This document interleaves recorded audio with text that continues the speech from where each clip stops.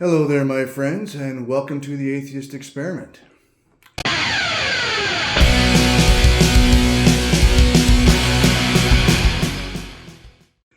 So, hey, have you ever had an experience you just couldn't explain, or maybe you thought you explained it by appealing to the supernatural? Like ghosts, aliens, a spirit animal, or religion, etc.? I certainly have, and in retrospect, I kind of understand why I thought I could account for these experiences by appealing to the magical or supernatural.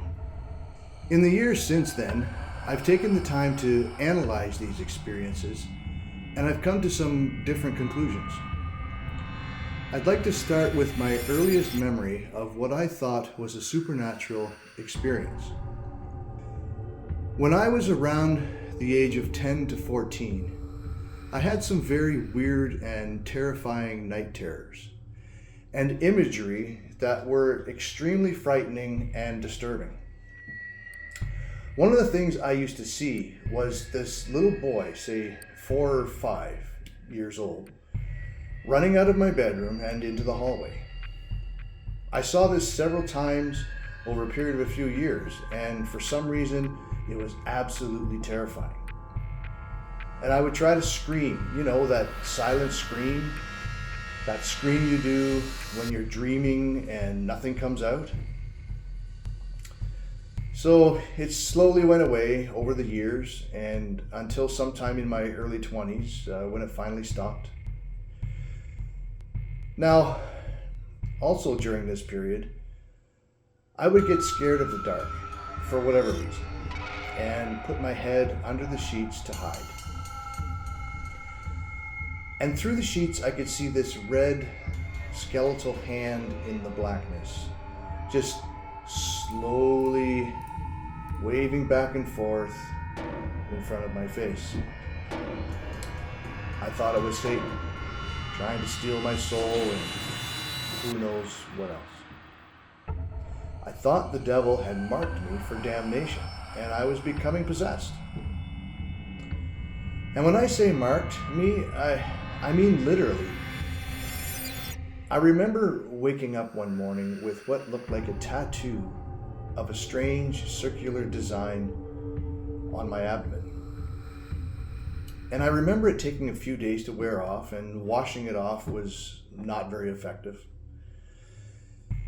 And my memory's a bit fuzzy, and I can't quite remember the actual shape and design, except that it was circular and about the size of a silver dollar and bluish gray. I still don't know to this day how it got there. Maybe I went to bed with a pen or a marker somewhere in my sheets and I rolled around on it. Maybe it was a bruise. I don't really know for sure. So now, you might say, well, I guess you can make up a reasonable explanation for everything, can't you? You can try to justify everything with some kind of mundane explanation. Well, yes, you can most of the time. And anyway, just because you don't know how something happened doesn't mean you get to jump to a supernatural conclusion. If you say you don't know, but it must have been God, well, no. If you say you don't know, then that's it. Stop there, period. End of sentence. You don't know, and that means you don't know. You don't get to say you don't have an explanation, therefore God. You can't solve a mystery by appealing to another mystery. If that's how you do it, then you have put an end to the need for further inquiry and investigation. Progress has stopped. But if you allow yourself permission to say you don't know, then you leave room for questioning and exploring. For me, this was the biggest improvement in my life after leaving religion. The ability to say, I don't know. I think we may live in a society that doesn't allow for not knowing. It seems like everything must have an answer, and the reality is that everything just simply doesn't. We as a species have a lot to learn and discover. But there may be things that are just unknowable, and we just have to accept that we don't know and may never know. For example, how the universe came into existence may be one of those unknowable problems. And we don't have to say a creator did it just so we can have an answer. So, the next memory I have of being convinced about something that I shouldn't have was this one time when I was hanging out with a friend very late at night, and we were walking down the railroad tracks out in the dark of night on the edge of town, heading out to the countryside. And it was dark, man. I mean dark. We were around the age of 17 or 18 at the time. You know, that age where you think you've got the whole world all figured out and you're some kind of wise beyond your years. But in reality, you're still just a dumb, smart-ass kid. So anyway, we're walking along the tracks, and we come to a spot where the tracks we were on passed over a tunnel, where there's another set of tracks going underneath at a right angle. And I think I remember my friend saying in a surprised manner, "Hey, what's that?" And he starts pointing down towards the other tracks at a distance of 100 meters or so. And I think it took me a minute to make it out. And he's saying, "Look, right over there, that glowing thing." I didn't see it right away, but I finally did. And what he was pointing at, and it was definitely some kind of dimly glowing object. I don't really remember the whole conversation, but I'm sure it was something to the effect of, "What the fuck is that?" I don't know who mentioned it first, but we started thinking and saying it must be an alien. Nothing we could think of just glows like that. And it didn't really move around much. It just seemed to hover and maybe move side to side and up and down ever so slightly. We stared at it and talked about it for quite a long time, and it just seemed to stay there, hovering. At some point, I think we convinced ourselves that it had disappeared. So we just went on our way, convinced we had seen an alien. So what do you think it was? I later found out what it was, but for years I was convinced I had seen an alien. And my friend and I had just continued to reinforce each other's belief in what we saw. So in this story, I'm a bit older now, mid to late 20s, with a wife and a child. I was the sole breadwinner at the time, and my wife was a typical housewife, I guess. My job was only a 5-minute drive from the house, and we lived a humble rural lifestyle. One day, my wife calls me at work, absolutely frantic, but in a quiet way. You know that kind of frantic you are when you think there might be an intruder in your house? Well, that's exactly what she was thinking. And she was sobbing and begging me to come home. So what else could I do? So I told my boss I need to go, my family needs me. So I rush home in my 1976 Ford pickup. I blast into the front door and grab a knife from the kitchen and start searching the house, one room at a time, while my wife is cowering on the floor in a sobbing mess, hiding behind the couch. I find nothing. I check all the upstairs rooms, all the main floor rooms, the basement and the attic. Nothing. So I put the knife away and I go to my still visibly terrified wife. And I asked her what made her think there was someone in the house. It turns out she had heard the phone on the wall in the kitchen make a chirping sound. And so when she went to check it out, she picked up the receiver and put it to her ear, and she heard breathing.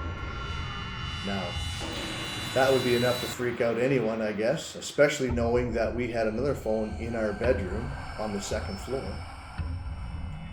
And to top it off, not long after that, she heard a very loud banging in the house, like someone had dropped something very heavy on the floor. She lost it, and that's when she called me at work. Yet there was no sign of anyone ever having been there. other than her and my child who was napping in the cradle. I stayed home for the rest of that day to comfort her and assure her that no one had been there. So what was it? Ghosts?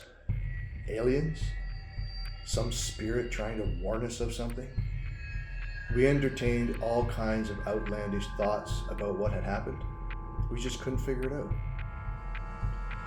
So this is where it starts to get funny. It turns out the cheap phone we had at the time had a glitch in it, and it would randomly let out a little chirp for no reason. And it happened a few more times until I decided to finally buy a new phone.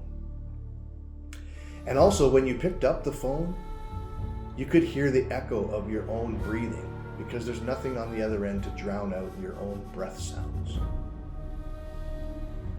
Now, that's not the real funny part. Remember that loud banging noise? A few months later, I was putting up new eaves troughs and replacing the soffit and fascia. And when I removed some of the old rotten wood, I found a large hole between the outer wall and the inner wall. And it was full of rocks. I can only imagine that some animal, like a raccoon, was climbing the tree next to the house and dropping rocks in there. Maybe to make a nest? I don't know, but something was definitely filling up the space with rocks. I tell you, my wife was so relieved when I told her what I had found. And I think she was a bit embarrassed, but nope, not a ghost. So, in my 40s, I had this, I hesitate to call it a dream, but for lack of a better expression, we'll say dream. I talk at length about it in an episode I recorded a long time ago. It's episode number 3. I'll put a link in the description and at the end of this video. But basically, I had this very vivid experience after I had gone to bed, where I walked into my long dead grandmother's bedroom. She was standing there and she began to scream in fear when I saw her, and her scream morphed into my scream. Now in real life, I was screaming and I launched upward off my bed, did a magical 180 in the air, and landed on my partner and squeezed her in fear. Now, I was convinced that my grandmother's ghost was in my closet waiting for me. And I know how silly this sounds, but me, a grown, stable, 40-something man, was afraid of the closet, and it stayed that way for a couple years. It took forever to get over that dream. I was scarred for a long time. And even this time, as an atheist, I could use my reasoning to evaluate what happened and come up with a few ideas about what it was and what caused it. Yet I was still strongly affected by this experience. And so I can easily see how someone else who might have a similar profound experience might look to something supernatural to explain it. These kinds of personal events may be some of the things that cement a person's already existing belief. This is why it's so important to practice skepticism. Now, some people have the wrong idea about what skepticism is and often mix it up with cynicism. A cynic will just dismiss out of hand everything and just not be happy with anything as truth and think everything is a lie, or misinformation, or manipulation, or even conspiracy. Skeptics, on the other hand, are questioning everything and then following the evidence wherever it may take them, even if it's uncomfortable, and then reaching a reasonable conclusion, even if that conclusion ends up being that you just don't have enough information, so you have to admit that you just don't know. So people ask, so if you're just going to reason and evidence, or if you're just going to use reason and evidence to shoot down every possible explanation that ends with God did it, then how would you ever know what would make you believe in God? This is where the theist brain just melts a bit and they can't seem to comprehend it when I say, I just don't know. I wouldn't know what it would take to convince me. But in the words of Matt Dillahunty, God would know. Now, they think I have taken the position that I'm closed-minded and nothing could ever convince me, and that is just the opposite of my position. Whether or not a God exists seems like the most important question anyone could ever have. If a God exists, then I definitely want to know. I'm just currently unconvinced by any of the evidence that I have ever seen, or heard, or been presented with in any way. I would most definitely change my mind and believe in a God, if there was any good evidence to support it. The real closed-minded one is the theist, because apparently, even in the face of overwhelming, convincing evidence that there is no God or gods, they still remain a believer. And many even go out of their way to say so. They say, there's nothing, absolutely nothing, that could change my mind about the existence of a God. And I'm supposed to be the one that's closed-minded? So, anyway, what was it that my friend and I saw on that railroad tracks in that dark, dark night glowing in the distance? Well, a few years later, I went back out to that spot, just for a nostalgic walk. You know, remembering the good old days. I walked down those tracks during the daytime, and when I came to that fateful spot where we saw the alien, and I looked towards that infamous place where it hovered, I saw it again. But it wasn't an alien. It was this, a reflective trackside signpost. It must have reflected a tiny bit of moonlight or some reflection of the town lights behind us, and it was just enough that we could kind of make out a faint glow in the darkness. Don't ask me why we thought it moved around ever so slightly. Maybe it was our shifting eyes and bobbing heads as we tried to understand what we were seeing out there in the darkness. Again, no aliens. So what am I getting at here? All I'm really saying is that if your mind is already primed to get to the conclusion before you do the investigation, there's a good chance you're likely to be wrong. Sometimes you can be right about something accidentally, but that doesn't make you a good skeptic. Now, I'm not saying that everything in your day-to-day requires investigation before you make a decision. No, that would be impossible to function that way. But for the bigger things, the things that affect your worldview, your job, your big purchases, the way you vote. I mean, think about it. Reason it out. Follow the evidence wherever it takes you, and don't form a conclusion until you have thought of everything. Talk it out with someone. Do your research. Hell, make a spreadsheet if you have to. And don't just accept the evidence that supports a conclusion you want to get and reject what doesn't. At my job recently, they implemented a diagnostic form called an 8D. Now, basically, this form is designed to gather information about a quality problem and get down to a root cause. You may also be familiar with the term root cause analysis, or RCA. So, unfortunately, this initiative failed almost as quick as it was implemented, and it's because of the same reasons I've just been talking about. If you were to follow the form and answer all the questions honestly, that's the key word, honestly, you should be able to narrow a problem down to a root cause. I had to do one myself, and it actually worked very well. So now you're wondering, if it worked so well, then why did it fail? Well, it failed because most of the people who filled out the form already had in mind what they thought the root cause was, and tailored their answers to fit that narrative, effectively not reaching the root cause at all, coming up with answers that were obviously false or even absurd. So they scratched the program. So I want you to remember the U in UFO. Unidentified, not aliens.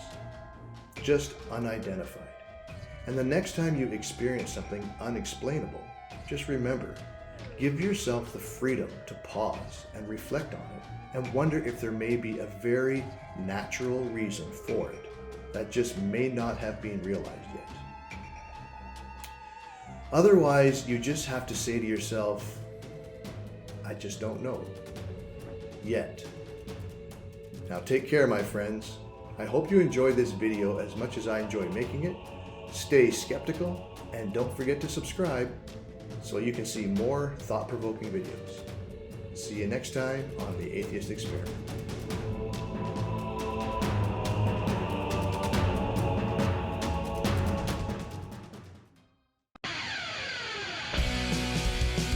Hey there, my friends.